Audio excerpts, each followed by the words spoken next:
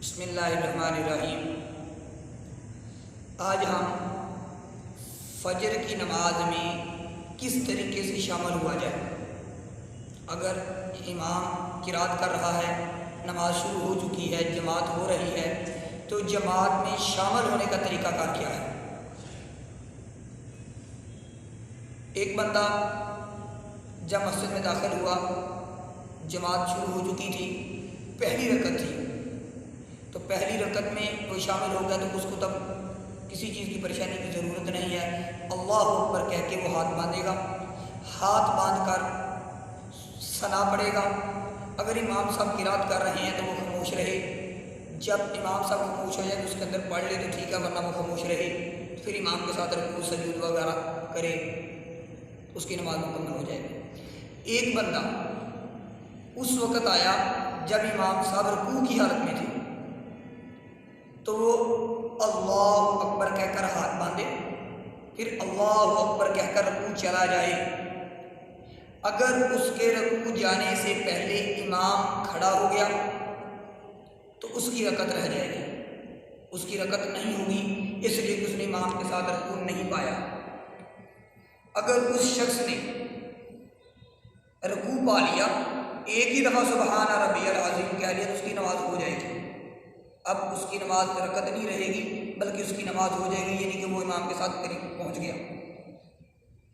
اب وہ امام کے ساتھ رکوع کے بعد کسی بھی حالت میں جا کر ملے گا پہلی رکعت میں، تو اس کی وہ رکعت رہ جائے گی، اس کی رکعت پوری وہ دوبارہ سے پڑھنی پڑے گی، وہ رکعت شامل نہیں ہوگی جماعت کے ساتھ۔ دوسرا، جب وہ آیا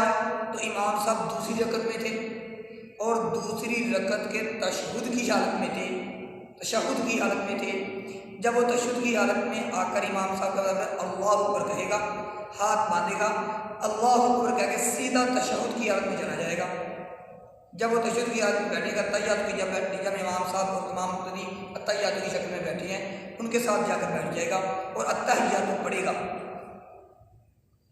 لیکن تحیات اس نے مکمل نہیں کیا، امام صاحب نے سلام پھیر دی، تو وہ تحیات کو مکمل کرے گا، کیونکہ ہم نے پہلے بات کی تھی واجبات نماز میں کہ التحیات تشہد پڑھنا واجب ہے۔ اب وہ تحیات پڑھے گا، جلدی سے پڑھ کر پھر وہ کھڑا ہو جائے گا، پھر کھڑا ہو کر وہ جو پہلی، اب اس نے پہلی رکعت بھی اس کی رہتی تھی، دوسری بھی رہتی تھی،